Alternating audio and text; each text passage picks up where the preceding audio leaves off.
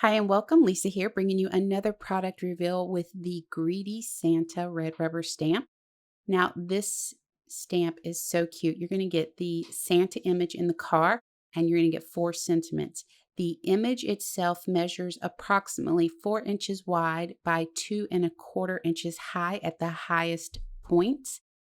And the sentiments are so much fun. Works one day a year, spends the rest judging you.